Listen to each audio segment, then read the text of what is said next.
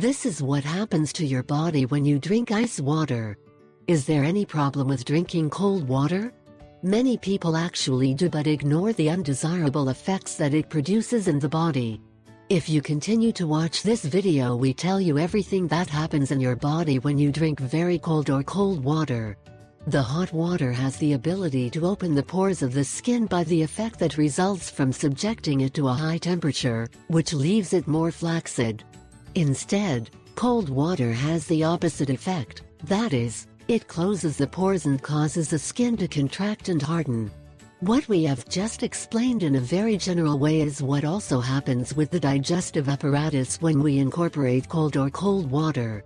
Let's see what happens inside your body when you incorporate water at very low temperatures.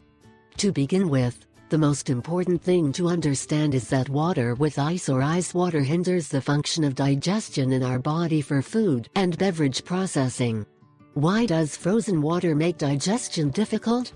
Because water at very low temperatures or freezing produces contraction of the blood vessels, and this restricts the body's ability to metabolize food, so the absorption of water is also hampered.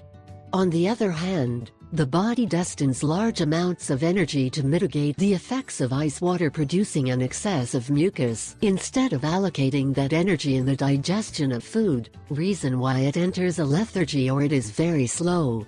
Drinking ice water does not allow the dissolution and burning of bad fats from certain foods, which causes them to accumulate, and to maintain this habit, a consequent rise in weight.